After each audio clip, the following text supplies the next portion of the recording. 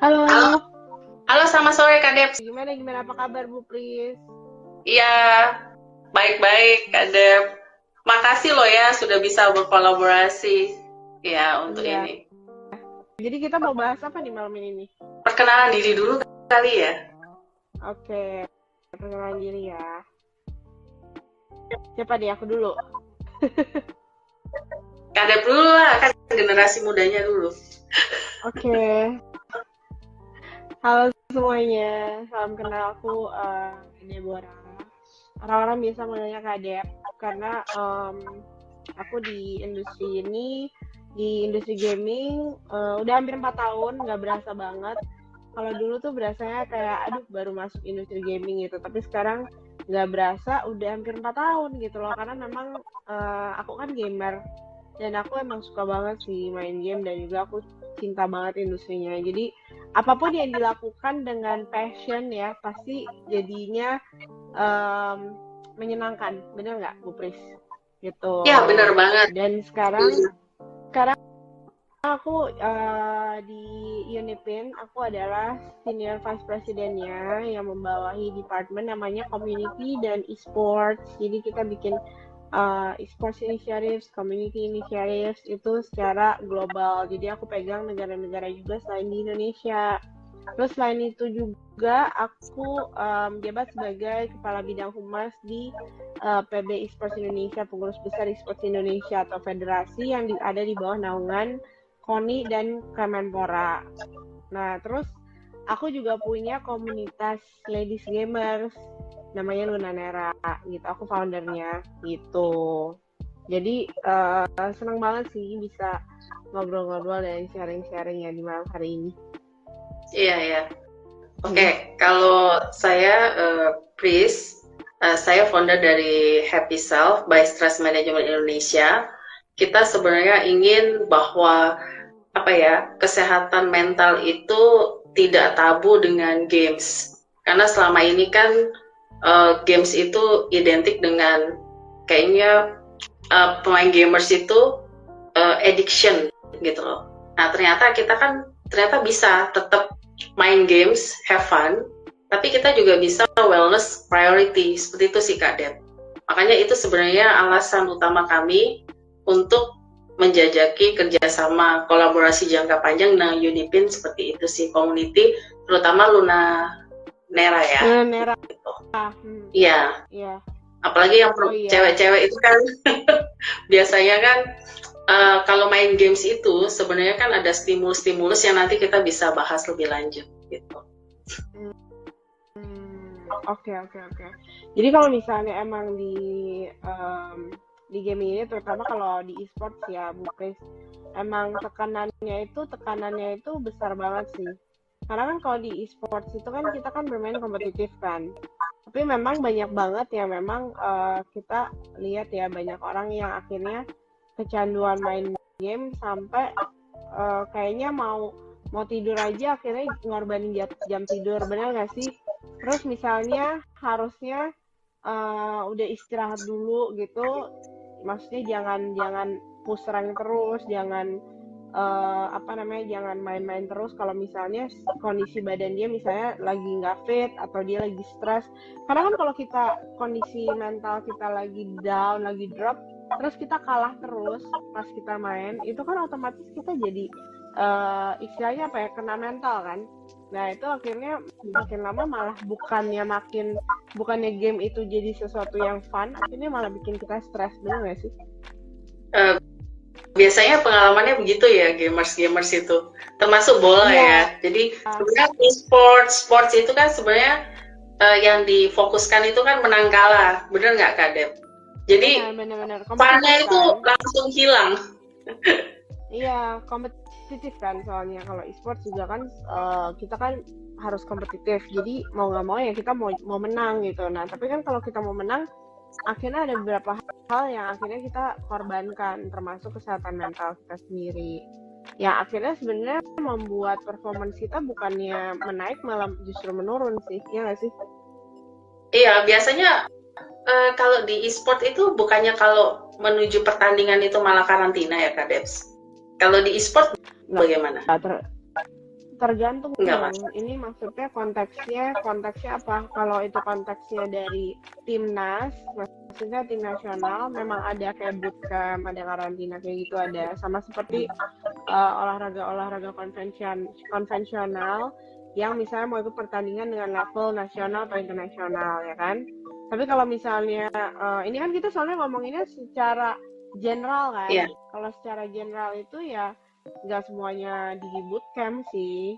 Tapi kan memang secara general meskipun teman-teman ini belum sampai ikut kompetisi misalnya level nasional, tapi mereka aja tuh ketika bermain gamenya aja tuh udah kompetitif gitu. Misalnya Bu Pris bukan gamer sih soalnya ya.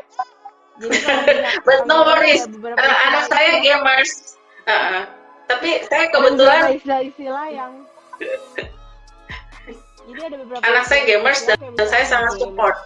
Nah, misalnya di game ini kan kayak ada ya kita bisa bilang misalnya naik rank. Rank tuh jadi kayak ada tingkatannya. Jadi ketika kita misalnya menang rank kita tuh tinggi gitu.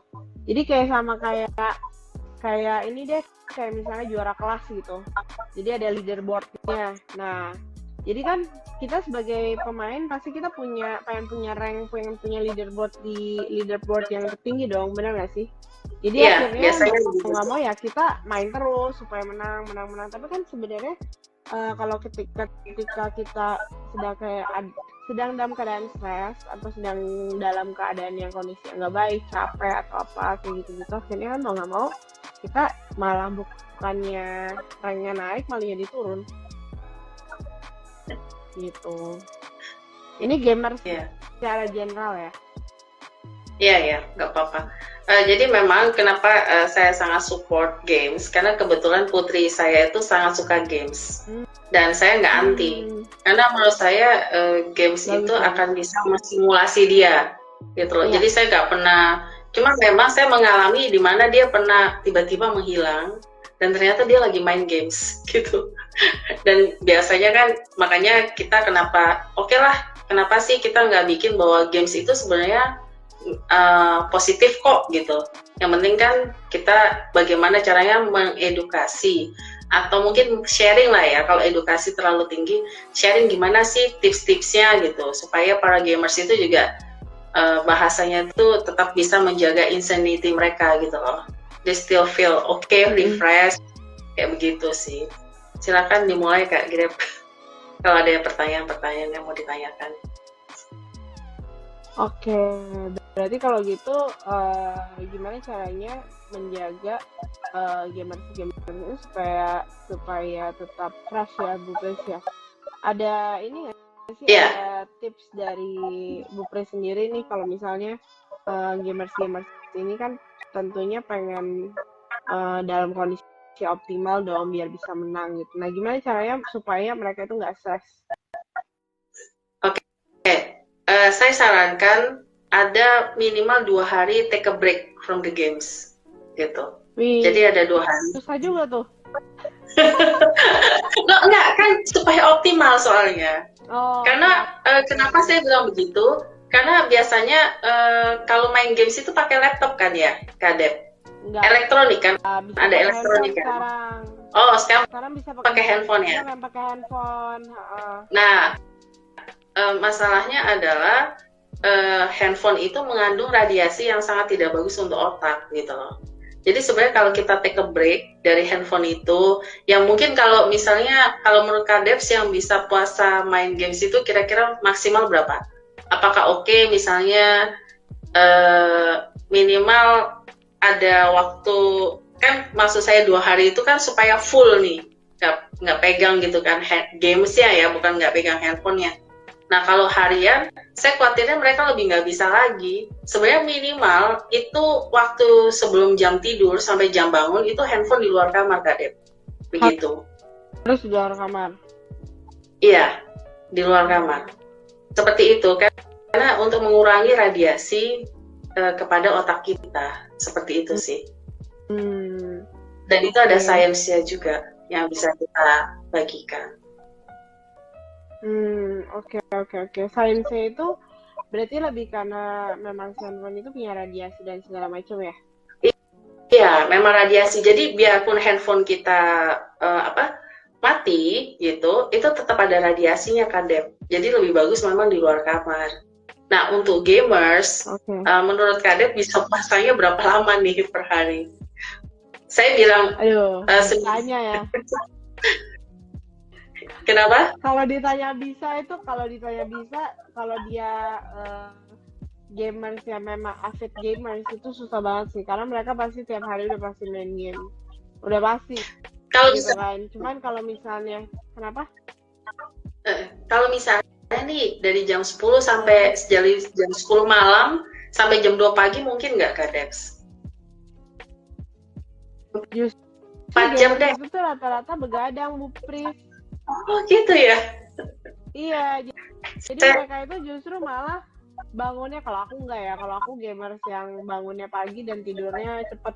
Tapi kebanyakan itu tuh rata-rata itu gamers itu tuh mereka tuh suka begadang-begadang. Mereka tuh baru tidur kayak jam 3, jam 4 gitu.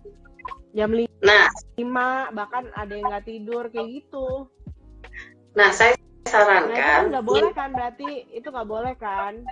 Saya sarankan tidak, gitu. Karena golden hour tidur itu jam 10 sampai jam 2 pagi. Minimal 4 jam itu aja. Kalau misalnya mau belajar nih pelan-pelan, mungkin bisa yang jam 10 sampai jam 12. Kan pertama itu kan nggak mungkin kan, dia benar-benar golden hour diterapkan oleh dia. Biasanya orang kalau berubah itu kan butuh waktu. Jadi minimal ada yang jam 10 sampai jam 12-nya deh, 50% dulu deh. Jadi ini jangan kelewat, atau jam jam 12.05 sampai jam 2 itu dia sudah tidur. Jadi saya sarankan misalnya jam 11 nih ya, contoh ya, kalau misalnya susah banget jam 11 sampai jam 3 gitu Kak Dep mulainya. Jadi kan minimal 50% golden hour dia tercapai kan. Nah, pelan-pelan itu dia kalau kondisinya lebih enak. Tapi memang saya lihat satu-satunya cara itu pasang timer juga Kak Dep. Timer atau mungkin dibuat kegiatan-kegiatan, misalnya contoh nih, oke lah saya main games, biasanya yang paling asik itu jam berapa sih Kak Dep? Kalau yang benar-benar gamers banget itu? Sebenarnya sih jam berapa aja nggak tergantung kayak gamenya dimainnya apa sih. Jadi kalau kita bahas games ya, itu tuh kompleks banget sih, kayak genre-nya tuh banyak. Kayak misalnya contoh kalau yang sekarang di Mobile Games itu kan yang paling terkenal itu ada Mobile Legends, terus sekarang ada Honor of King, terus ada game tembak-tembakan gitu. Jadi sebenarnya kalau dibilang jamnya jam berapa sih nggak tentu ya. Aku nggak bisa bilang kayak jam berapa sih sebenarnya yang kayak oke banget buat gamers main itu. Biasanya itu ya yang seringnya, karena memang habitnya mereka itu kayak begadang, bangunnya siang atau bangunnya sore. Biasa tuh mereka mulai main-main, biasa rame itu malam.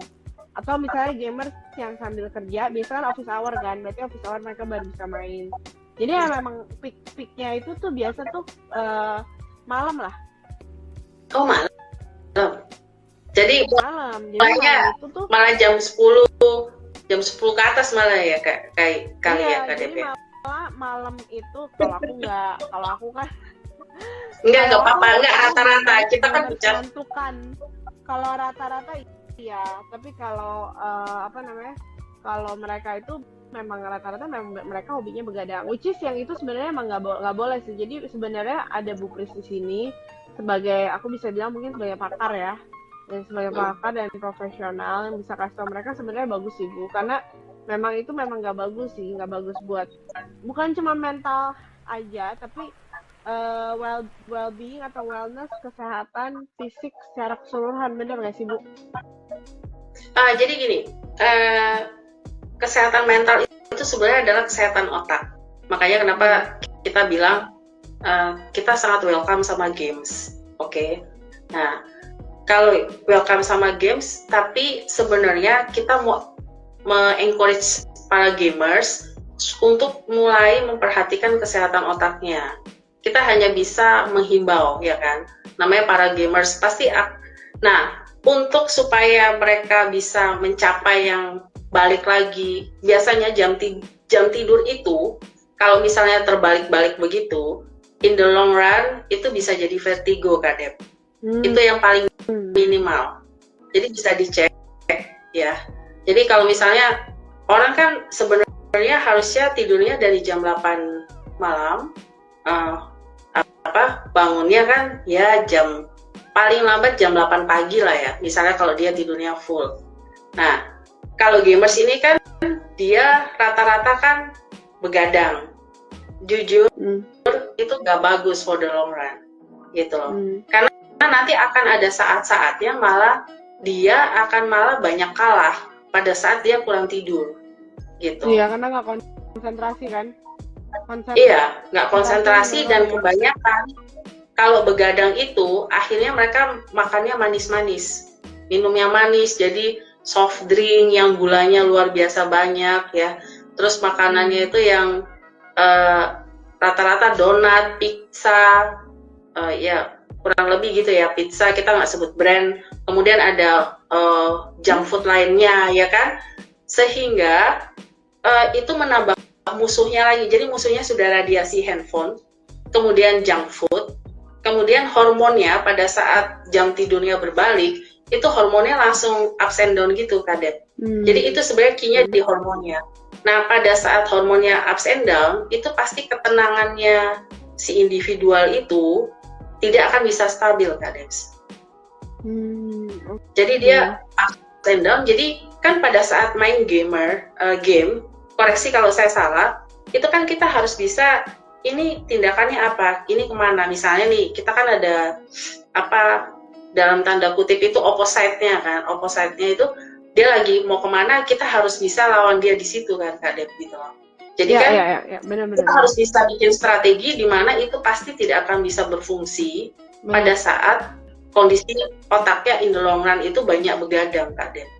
Bisa dicek rata-rata yang pemenang games ya, itu pasti mereka sangat menjaga holistik mereka, tidurnya cukup, kemudian makannya ya 50-50 lah. Kan nggak mungkin juga kan kita makan sehat banget gitu kan, Kak Debs. Pasti ada junk foodnya, tapi nggak 100% seperti itu sih, Kak Debs.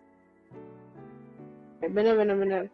Jadi kalau misalnya kita bahas kesehatan mental lagi ya, memang berarti disarankan sebenarnya ini jadi tips lah ya, tips untuk teman-teman ya, supaya teman-teman ini bisa untuk mencoba, at least mungkin teman-teman ngedengar tips ini kayak aduh males banget nih ya nggak sih, masa gue nggak boleh main game 2 hari, bener nggak sih Bu? Pasti kan anaknya kan itu juga kan bete, iya kan? Cuman sebenarnya ternyata untuk long run-nya memang itu penting ya untuk menjaga kesehatan otak kita ya. Karena kan kalau misalnya kita lakukan hal ini, sebenarnya in the long run-nya itu ternyata berdampaknya itu sangat positif dan juga membuat chance kita untuk menang lebih besar, betul ya Bu ya? Iya. Rata-rata pemenang, makanya kenapa saya tadi pertama-tama membahas ada nggak karantina. Sebenarnya individual itu apabila memang mereka memerlukan untuk menang dalam suatu game, itu saya sarankan mereka mengkarantina dirinya sendiri gitu loh, Kak Dep. Ya, untuk jam-jamnya silakan mereka atur, seperti itu sih, Kak Dep.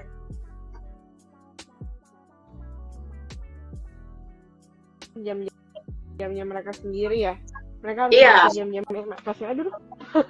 mereka harus mengatur jam-jamnya mereka sendiri supaya mereka bisa paham kebutuhannya mereka seperti apa gitu ya. Nah, aku mau tanya deh, Dok, kalau misalnya kalau kita bahas tadi kan game secara keseluruhan ya, kalau kita bahas e-sports nih,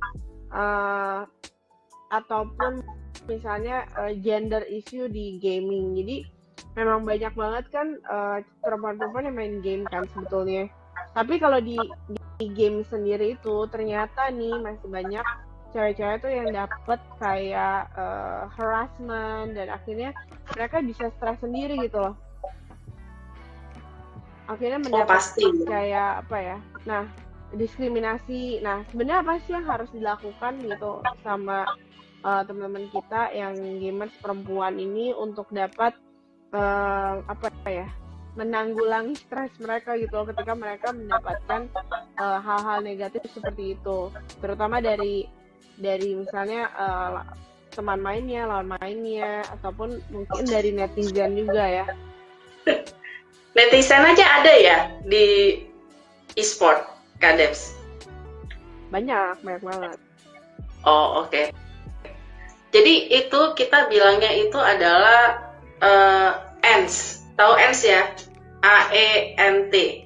Jadi automatically negative thoughts, Kak Deb. Jadi rata-rata yang di-harass sama orang itu biasanya akan men-trigger bagian ANT dia, automatically negative thoughts namanya. Jadi makanya kita bilangnya ANT ya. Nah, pada saat kita mengalami trigger yang N ini, N itu bayangin semut ya, kebayang ya? Satu kata-kata orang, satu semut, kebayang nggak? Yang menyakitkan ya. Kalau misalnya aja banyak orang, kebayang dong di otak kita seperti apa, gitu. Nah, biasanya yang tips kita lakukan adalah kita tarik nafas, kemudian lepas. Waktu baca kata-kata itu, kita tanya pada diri kita sendiri gitu loh. Apakah kata-kata ini benar? Kebayang dong. Misalnya kan biasanya dikata-katain lah. Kebanyakan rata-rata sekarang itu body shaming ya. Nah, kemudian kita bisa nanya yang kedua, apakah saya perlu bereaksi, misalnya tidak benar ya Kak Deb? Apakah saya perlu bereaksi terhadap kata-kata yang tidak benar ini? Gitu Kak Deb. Seperti itu. Karena kan kita tidak bisa memaksa orang ya untuk supaya menyukai kita. Makanya kenapa banyak individual itu lari ke game, karena sebenarnya mereka di dunia nyata rata-rata, ini yang kita bicara global ya, saya nggak bicara e-sportnya, rata-rata itu mereka mengalami suatu hal yang tidak menyenangkan di lingkungannya, sehingga mereka melarikan diri ke dunia game gitu. Nah, pada saat di dunia game, pada saat mengalami hal yang sama seperti di dunia nyata, jadi kebayangkan Kak Deb, kecewanya itu double. Jadi pesan saya, pada saat ada trigger itu, yang ketiga kita bisa lakukan, ini kan dunia maya ya, gitu. Kenapa kita harus marah kepada orang yang kita nggak pernah temui? Kebayang nggak, Kak? Benar. Jadi, so what? Dia kan orang individual tersebut yang harass kita kan tidak membiayai hidup kita, benar kan, Kak Deb? Tidak, maksudnya tidak mempunyai kepentingan dalam hidup kita, gitu loh. Jadi, nah itu memang harus berjuang sih Kak Deb. Itu memang harus melatih diri sendiri ya. Jadi kayak ada atau nggak ada pelatihannya tuh luar biasa. Ya, ada atau nggak ada orang itu, hidup kita tetap berjalan gitu loh. Iya. Kan, memang sebenarnya susah sih untuk bisa membaca dan menerima hal itu dengan menganggap itu nggak sesuatu hal yang biasa aja gitu kan ya. Karena kan sebetulnya seperti tadi Bu Pris bilang ya, kita nggak bisa mengontrol orang kan, kita nggak bisa maksa dia ngelakuin apa. Tapi yang bisa kita kontrol itu adalah diri kita sendiri, bagaimana cara kita bereaksi terhadap sesuatu, betul ya Bu ya? Iya. Nah, jadi emang di sini aku nangkep sih yang Bu Pris bilang, karena itu juga aku praktekkan juga gitu. Jadi kadang misalnya nih ada yang netizen kan, kadang ada aja kan yang maksudnya yang jahat atau apa. Itu misalnya dia nulis kata-kata yang kurang menyenangkan gitu. Biasa kadang kalau misalnya di netizen itu, aku kadang suka lihat aja profilnya, terus kayak aku lihat kayak, aduh ya ampun nih orang kayaknya juga hidupnya juga nggak jelas gitu kan. Bener nggak sih? Iya. Ini orang juga kayaknya siapa sih gitu, nggak jelas gitu kan. Duh, ngapain gue sakit hati cuman gara-gara orang yang nggak jelas ini gitu kan. Terus banyak juga kan yang mereka pakai akun-akun bodong kan, yang mereka sendiri tuh nggak percaya diri dengan dirinya sendiri, cuma mereka mau ranting aja, mereka cuma mau ngomong kata-kata kasar supaya dia tuh bisa mencurahkan isi hatinya, atau mungkin bisa aja dia lagi hari itu dia lagi bad day, terus kebetulan kayak nih ada ini nih, jadi dia bisa jadi korban gue bisa bully dia gitu loh. Karena sebenarnya ya Bu Pres, yang aku pelajarin ya, bahwa sebenarnya orang-orang yang melakukan hal seperti itu ya, baik itu misalnya di sosial media ataupun di game ya, kayak di game kan kadang kan mereka juga suka yang ngata-ngatain cewek atau apa segala macam gitu. Itu mereka itu orang-orang yang rata-rata yang memang mereka itu tidak bahagia di kehidupan nyata sih.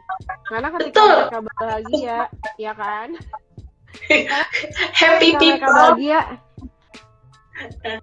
happy people makanya will make other people happy. Ya nggak, Kak Dep? ya betul. Makanya di sini apa judulnya happy self kan. Jadi gimana caranya kita harus bisa happy jadi orang yang happy supaya kita juga bisa menularkan kebahagiaan untuk orang-orang. Karena ketika kita menjadi satu orang yang gak happy, yang kita tularkan itu hasil outcome yang ada keluar dari diri kita sendiri itu ya adalah sesuatu hal yang unhappy, bener ya sih, yang akhirnya malah merugikan orang lain gitu.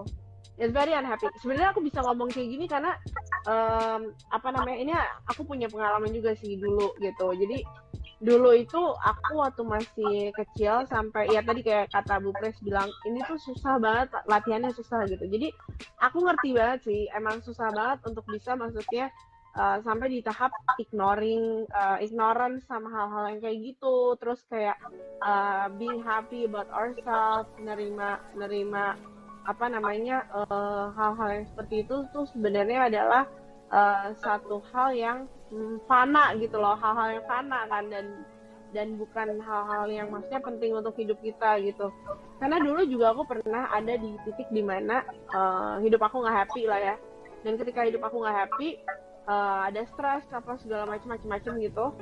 Di situ akhirnya yang outcome yang keluar dari diri aku sendiri itu tuh rasanya tuh kayak pengen, aduh gue jadi pengen ngebully orang nih gitu loh. Terus gue kayak jadi pengen nyakitin orang nih, kayaknya nih orang ini nih nggak boleh happy nih karena gue juga nggak happy gitu.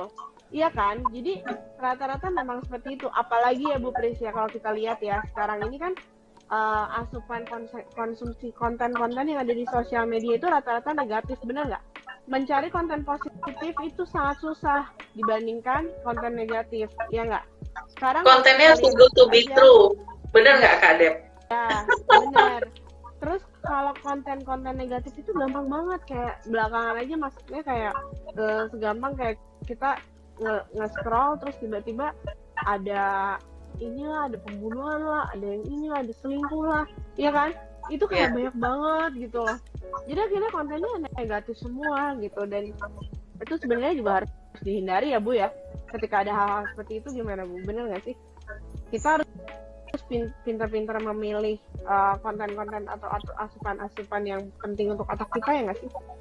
Iya, jadi jujur ya, setelah kamu bangun, 5 menit pertama itu sangat menentukan hari kamu mau kemana. Jadi gimana tuh caranya? Saya sarankan begitu bangun pagi itu langsung jalan di atas rumput. Itu sekitar 10-15 menit tanpa alas kaki. Jadi itu grounding namanya. Di science grounding itu semua yang apa sih namanya? Energi-energi yang gak bagus kan, misalnya ada radiasi handphone, kata-kata kan setiap hari kan kita pasti ketemu orang ya. Nah itu kita lebur di situ. Kalau misalnya bisa malamnya oke. Tapi rata-rata orang Indonesia itu kan jarang ya. Kalau malam itu biasanya pulang langsungnya mau tidur. Atau dia mau ngapain yang lain. Disuruh jalan di atas rumput nggak mungkin terjadi gitu kan. Jadi kan kita realistis aja ya. Terus kemudian hindari dengerin lagu-lagu yang sedih. Nonton film-film yang sedih. Atau intinya kalau saya ya biasanya radio ini contoh ya. Saya punya di Indonesia itu contoh radio yang paling bagus itu Brava Radio. Jadi Brava Radio itu dia benar-benar positif dari pagi sampai malam dia positif. Dia nggak membahas segala sesuatunya itu dengan bagus ya seperti itu. Ini contohnya ya Kak Dep. Kemudian sarapannya itu hindari yang manis-manis. Jadi kalau bisa sarapannya itu air putih hangat sama satu garam kecil. Jadi garam ditaruh di bawah lidah. Jadi sebelum air hangat itu garam taruh di bawah lidah sedikit aja. Kemudian minum air hangat ya. And then jadi itu ada kandungan mineral yang bertambah di dalam tubuh. Itu buat bekal kita Kak Dep. Selanjutnya kalau misalnya sudah biasa sarapan yang berat, mungkin kalau nggak sarapan sama sekali kan susah. Buah yang paling sehat dan tidak mengandung sugar adalah apel. Apel. Gitu. Padahal manis ya. Iya. Tapi kita kalau bisa yang apel itu, yang apel hijau itu loh, Kak Dep. Jangan Apel Malang. yang asam ya. Ada apel yang biasa aja. Ya, gitu. Oh, oke. Itu yang udah paling affordable ya dari semua buah yang saya lihat. Affordable dalam arti kita nggak perlu ini kocek banget. Nah, kemudian kita kan mempunyai aktivitas-aktivitas. Usahakan sekarang kalau bicara sama orang itu jangan panjang-panjang kalimatnya. Karena Kadep tahu kan the power of ketikan. Saya lagi belajar juga, Kadep, tenang. Jadi the power of ketikan. Kalau ketikan kalimat kita semakin panjang itu akan menghabiskan energi kita sehingga kita kecapean. Sama seperti waktu kita main games. Biasanya kan ada ketikan-ketikan, bener nggak, Kadep? Kan saling berkomunikasi kan lewat chat-chat itu. Nah itu kalau memang kondisinya lagi gak bagus jangan, Kadep. Kalau lagi bagus ya apa-apa. Pasti misalnya nih orang harass kamu pada saat kondisi kamu bagus, itu reaksi kamu akan berbeda pada saat kamu di-harass pada saat kondisi kamu lagi down. Jadi pada saat kamu lagi sedih, kalau bisa jangan terlalu berinteraksi sama banyak orang. Bukan kita mau sendiri ya, tapi kadang-kadang nanti hasilnya malah nggak bagus, Kadep. Kalau memang nggak ada pilihan lain, fokus aja main game aja gitu. Nggak apa-apa kan, main game itu kenapa saya dukung, karena itu main game itu sebenarnya menstimulus otak kita untuk berpikir, Kadep. Seperti itu. Jadi kan dia akan cari jalan keluar, strategi gitu. Karena selama ini kan mitosnya itu kan kebahagiaan itu kan seperti bukan keputusan. Secara sains kamu bahagia atau nggak bahagia itu kamu putusin. Hari ini kalau saya mau bahagia, yang saya harus lakukan A, B, C, D, E. Yang tadi kurang lebih yang saya sarankan tadi, Kak Dep. Seperti itu. Yang simple-simple. Oke. Dan kurangin itu ya, gula ya, Kak Dep. Gula ya? Itu termasuk di dalam daging. Jadi daging itu mengandung sugar, Kak Dep. Oh. Seperti itu.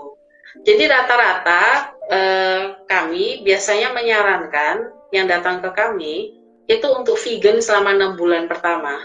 Jadi bisa dicoba. Vegan 6 bulan? Ya, serius.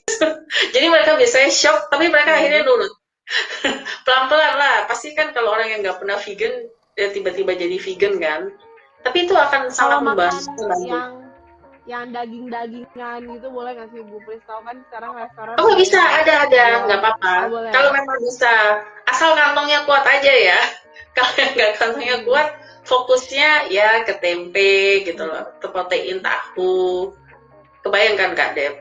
Kalau misalnya memang bisa nggak apa-apa gitu. Karena itu termasuk agak mahal juga ya. Saya kan sudah lihat sate dagingan aja sekitar 50 ribuan gitu lah. Tapi itu worth it sih. Soalnya itu kan dari jamurnya mahal. Iya, makanya kan kita gimana ya, kayaknya mau hidup sehat itu, gemes ngeliat harganya. Padahal itu kan sebenarnya kalau hidup sehat kalau di Indonesia mahal, kalau di luar negeri lebih murah. Iya benar. Kalau ya kan apa-apa bahan-bahan semua di sini mahal gitu. Mau beli olive oil aja mahal ya kan. Berries itu kan ibarat kata yang oksidannya tinggi ya kan. Oksigennya ya apa sih dia? Iya, oksigennya tinggi, Kak Dep. Iya. Makanya tadi saya nggak berani rekomen strawberry, nanti kita jangan itu mahal gitu. Kita kasih taunya yang murah meriah aja gitu, sesuai kantong. Kan nggak bisa maksakan gitu. Terus saya sarankan kalau memang benar-benar niat, nanam sendiri aja, Kak Dep. Hidroponik gampang kok. Malah itu juga salah satu strategi rilis. Karena gini, rata-rata tingkat taktil anak-anak gamers itu kan kalian kan suka tetep gitu kan. Jadi tingkat taktilnya kan tinggi, tangannya gerak terus. Nah, pada saat kalian menyentuh tanaman, tanah, itu agak meluruhkan gitu ya. Jadi lebih rendah. Iya. Jadi yang tadi itu kan tangannya kan terlalu apa ya, bergerak terus kan, jadi agak mengademkan gitu loh dalam tanda kutip. Megang tanah, megang tanaman. Coba deh, hidroponik itu kan nggak perlu tanahnya lebar Kak Dep. Bisa yang apa, pakai botol atau apa gitu.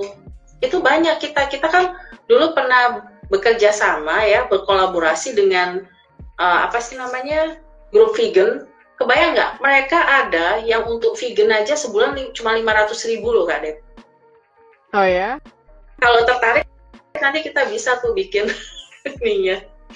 Jadi mendatangkan dia, bagaimana dengan 500.000 dia bisa hidup sehat dan benar dia nggak punya emosi. Jadi bukan nggak punya emosi yang dibuat. Iya beneran. Oh, murah ya, makannya apa ya? Aku jadi bingung. Makanannya apa, berarti emang nggak ada daging-dagingan sama sekali kali ya? Nah tadi Bu Pres kan ngomong katanya kan paling bagus kan grounded gitu kan, harus ke tanah, ke rumput. Tapi kan kalau anak-anak zaman sekarang nih kebanyakan kan tinggalnya di apartemen gitu loh, mereka nggak punya tanah, itu gimana dong? Enggak, tapi biasanya di apartemen atau ada taman terdekat kok, izin aja. Misalnya di apartemen kan ada tanahnya di bawah, nggak perlu yang ngerti nggak? Jadi bukannya besar-besar gitu Kak Dep. Ya bukan, maksud aku kan jadinya ribet banget, baru bangun terus kayak harus turun lagi ke lift, turun ke bawah, injak tanah, terus udah gitu balik lagi ke atas, kayak ribet banget. Atau punya rumput. Biasanya kalau yang tinggal di apartemen, saya sarankan punya rumput yang mungkin 3x3 itu loh, bukan 3x3 meter ya, 3 kaki kali 3 kaki, kan ada rumput yang bisa ditanam gitu. Jadi dia langsung begitu bangun di balkonnya aja Kak Dep. Bisa kok itu. Okay. Ada yang mempraktekkan soalnya dan bisa. Cuma memang ada satu space yang nggak boleh diotak-atik gitu loh. Jadi benar-benar dia rumputnya 3x3 gitu Kak Dep. Dia injek aja. Jadi kita injek itu kan nggak perlu yang sampai jauh-jauh Kak Dep. Cukup di situ aja. Yang penting kaki kita menyentuh rumput itu gitu loh Kak Dep. Tapi disiram ya. Bisa tanya itunya. Kita bisa kok. Jadi biasanya nanti dia tuh ada. Kenapa? Nanti kering kalau nggak disiram. Iya, disiram, jangan lupa ya. Nanti dipikir, karena itu bukan rumput sintetis ya, memang rumput yang ada tanahnya.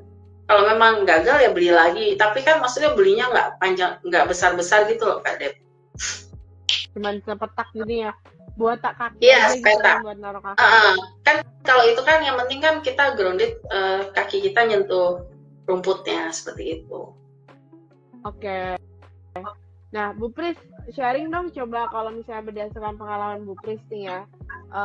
Udah pernah ada kan anaknya sendiri juga gamer kan. Sebenarnya ada nggak pengalaman unik yang Bu Pris lihat sama gamers yang mencoba untuk bertransformasi menjadi lebih sehat gitu loh, mempraktekkan gitu.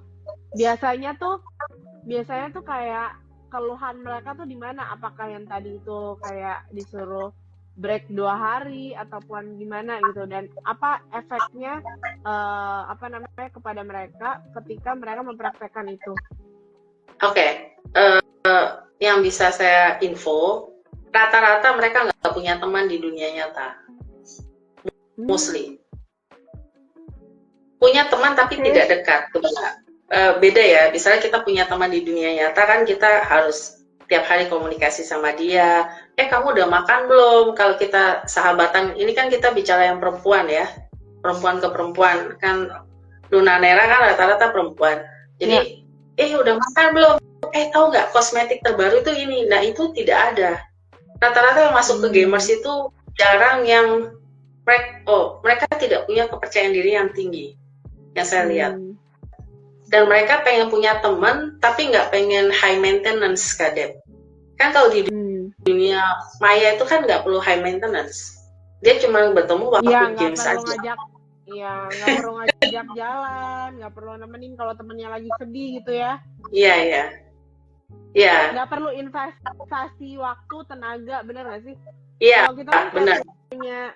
punya teman, punya sahabat itu, kebetulan aku juga punya beberapa sahabat.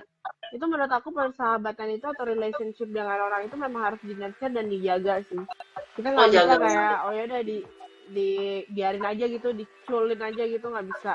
Benar nggak nggak sih? bisa. Jadi memang harus di nurture, gimana kita juga harus respect mereka, harus ngertiin mereka juga. Nggak bisa kayak cuman oh ya udah that's it gitu. Nanti pas butuhnya doang, ya kan nanti dibilangnya gitu kan, pas butuhnya Iya, doang lu nongol.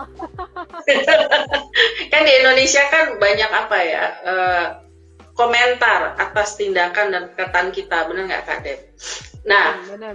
anak-anak yang terjun ke dunia gamers ini, apabila para orang tua itu, jadi sebenarnya para orang tua itu nggak perlu nervous, tinggal mereka pelan-pelan dikasih temen. Itu yang saya lakukan waktu itu. Jadi kebayang nggak Kak Dep? Waktu itu langkah pertama saya sebagai orang tua adalah saya kenalkan semua teman saya ke anak saya.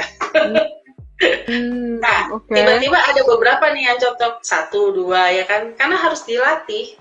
Karena biasanya anak-anak gamers itu dia mempunyai lingkungan yang nggak klik sama dia. Karena kan pikirannya lebih dewasa yang di dunia gamers itu, rata-rata dari umurnya ya Kak Dep. Nah, kemudian satu lagi, saya tidak pernah waktu anak saya datang ke saya, tahu nggak, saya kenalan sama, misalnya ada kenalan sama siapa, saya tidak pernah langsung bilang jangan. Karena apa? Kalau kita orang tua langsung bilang jangan, besok-besok dia nggak cerita lagi kan. Nah ini mungkin juga keluarganya siapapun yang gamers, itu pada saat mereka cerita diterima dulu. Jangan dibilang, kok kamu begini, kamu begitu. Nanti besok-besok dia nggak cerita. Karena sekarang ini banyak perempuan yang harassment-nya itu udah nggak online lagi Kak Dep, tapi offline, diajak ketemuan. Kebayangkan Kak Dep. Kemudian mereka nggak punya boundaries, mereka mau aja. Karena mereka pikir di dunianya mayanya itu main gamesnya banyak. Nah itu. Nah ini kita yang perempuan muda ini harus belajar bahwa bisa say no. Karena kan bayangin di dunia maya belum pernah, ya di dunia nyatanya banyak deviasi ya, apalagi di dunia maya gitu kan. Nggak tahu siapa dia kan, keluarganya siapa. Nah itu makanya kenapa kita sekarang banyak lihat dari dunia maya bisa terjadi banyak kejahatan ya kan, Kak Dep buat sendiri seperti itu. Jadi saran saya perbanyak teman Pak, belajar aja, nggak usah banyak-banyak. Misalnya tadinya nggak punya teman sama sekali di dunia nyata, punya 1, nanti bulan depannya lagi nambah 1, jadi tiap bulan nambah. Karena apa? Kalau kita pun bisa frustasi apabila kita banyak teman tapi nggak bisa ikut pergi bareng, bener nggak Kak Dep? Misalnya nih kondisi kita nggak bisa pergi terus kan, kita lihat aduh gimana ya, nolaknya gimana, diajak kan Kak Dep, tapi nggak bisa gitu loh. Nah ini mereka biasanya punya kesulitan beradaptasi dalam hal pertemanan gitu Kak Dep biasanya. Nah itu satu-satunya jalan, carilah komunikasi banyak kok, komunitas. Kalau misalnya nih Kak Dep, dia tidak pintar ngomong, minimal dia bisa belajar bagaimana caranya dia ikut kelas hobi aja itu loh Kak Dep, kan banyak tuh kelas hobi, benar nggak Kak Dep? Iya, benar. Jadi kelas hobi yang nggak banyak omong, misalnya contoh bercocok tanam seperti itu, atau apa yang kira-kira memang hobinya mereka yang para gamers ini gitu Kak Dep. Seperti itu. Oke, jadi memang kalau bisa emang coba untuk praktekkan cari teman beneran ya, tapi ya memang harus pinter-pinter sortir juga ya, harus pinter-pinter memilah juga sih, jangan semuanya tiba-tiba diterima gitu kan, terus nanti nggak cocok atau gimana gitu. Nah tadi kan Bu Pris di awal kan juga bilang kan kalau Bu Pris tuh sangat mendukung game industri dan juga mendukung anaknya untuk bermain game gitu.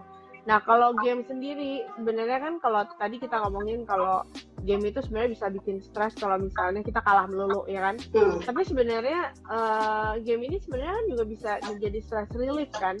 Nah itu gimana caranya mengakomodir si game ini supaya game ini tuh instead of jadi satu alat untuk membuat stres, justru malah menjadi satu alat untuk meredakan stres. Gimana tuh?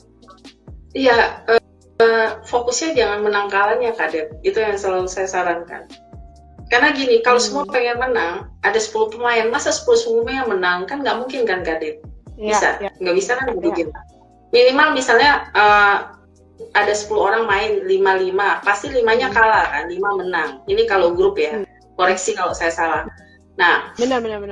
Makanya menurut saya nggak apa-apa kalah. Emang kenapa kalau kalah? Kan kalau kalah kan ya jadi belajar langsung kenapa ya kita kalah ya? Kalahnya di mana? Jadi menurut saya di Indonesia itu tidak pernah diajarkan bagaimana menghadapi kekalahan. Yang ada adalah bagaimana caranya menang. Koreksi kalau saya salah, Kak Dep. Kulturnya ya. Jadi kalau orang kalah itu tingkat bullyingnya tinggi sekali. Nah, para gamers ini harus bisa berdamai dengan dirinya sendiri. Ya udah, kalau kalah, better next time. Yang penting, nah pada saat dia sudah kalah berkali-kali, saya sarankan dia langsung take a break 1 hari aja.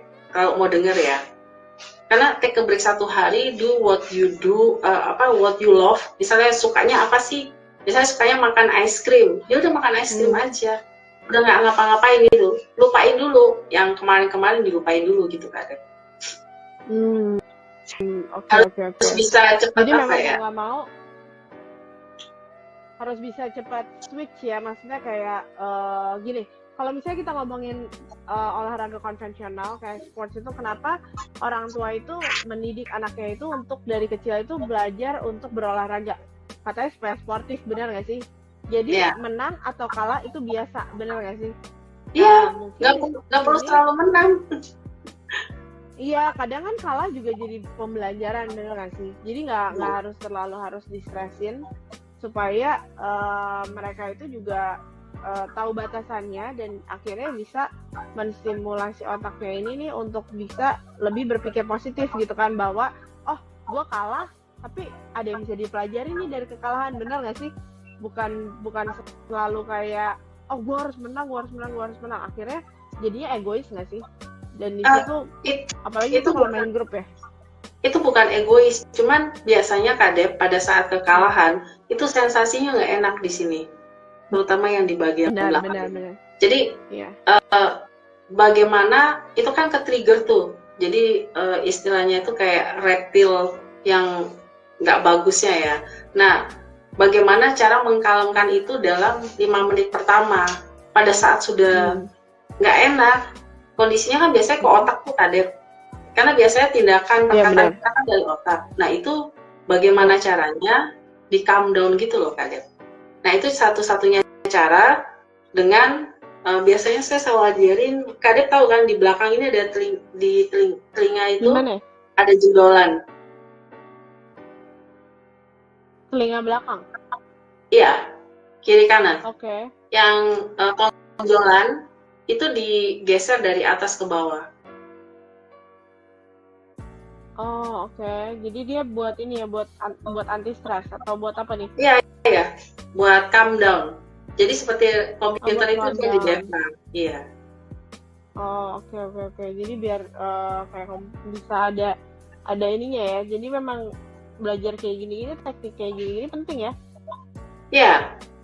Itu karena nggak ada yang bisa. Karena gini, kalau kita tahu tingkat kekerasannya berapa banyak, seperti itu kan, Dep.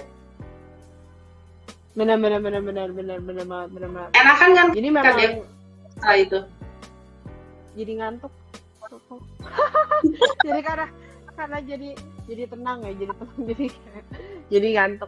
Tapi ini bermanfaat banget sih Bu Pres, maksudnya kita kayak sharing ini kan, hopefully juga teman-teman bisa lebih mengerti lagi, bisa lebih paham lagi ya. Gimana caranya untuk memaksimalkan potensi otak, benar sih, maksimalkan potensi otak dan juga menyeimbangkan mental health dan juga wellness ya secara keseluruhan, benar nggak sih Bu? Iya, nggak usah malu gitu loh. That's okay not to be okay ya kan. Orang kan nggak mungkin setiap hari okay ya nggak. Benar. Nah, kalau dari Happy Self by SMA ini bisa bantu apa aja nih? Kan ini sebenarnya juga pasti punya program-program kan untuk bisa bantu teman-teman kita.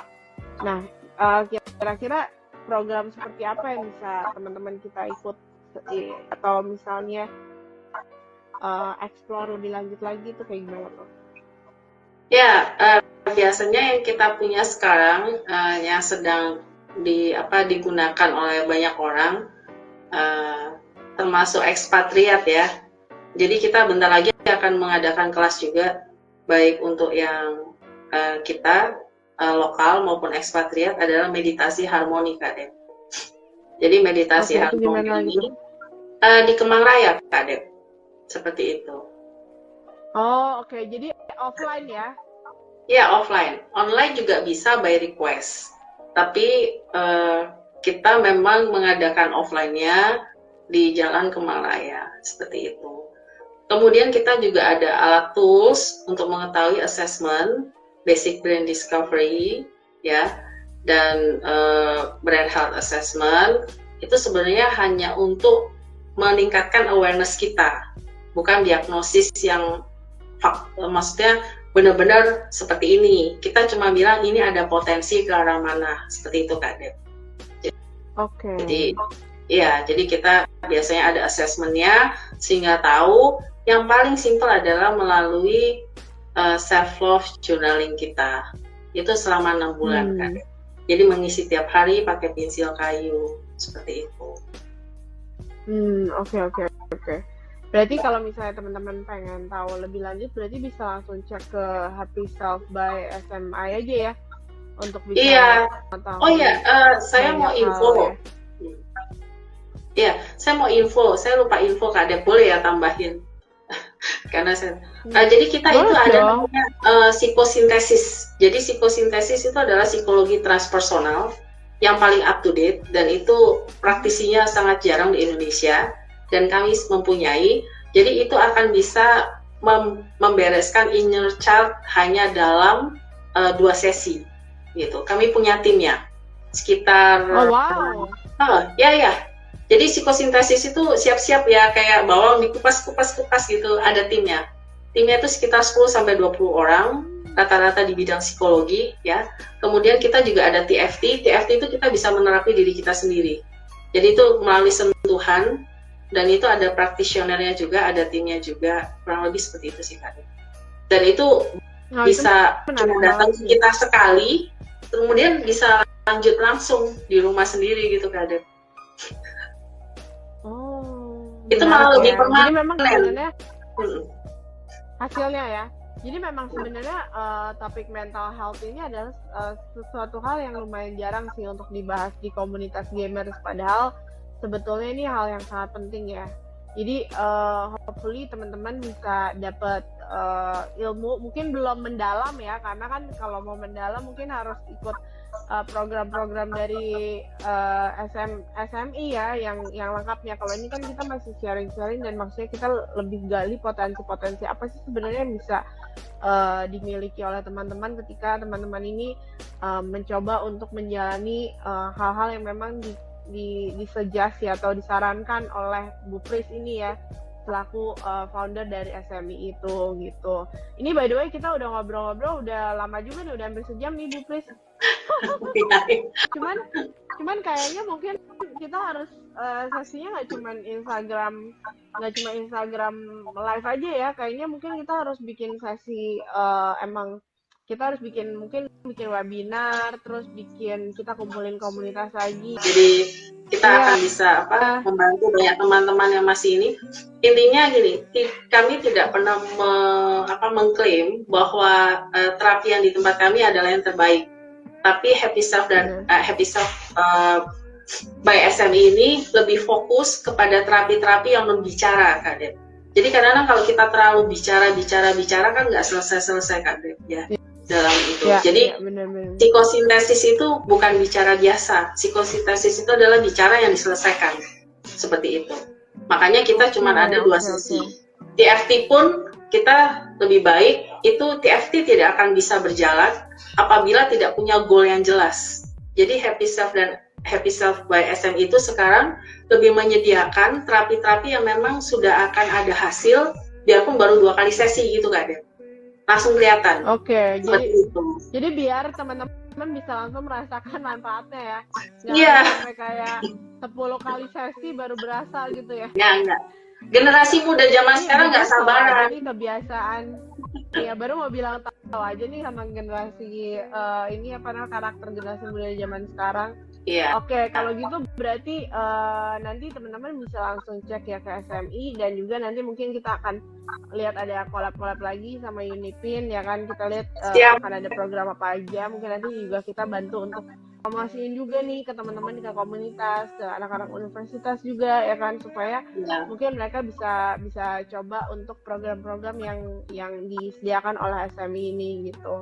Aku juga pengen coba, belum sempet nih Bu Pris, sibuk banget. Nanti pokoknya begitu aku ada waktu aku langsung cobain deh. Gitu. Tahu nggak? Kita juga pengen kita kan saling support ya, Dep.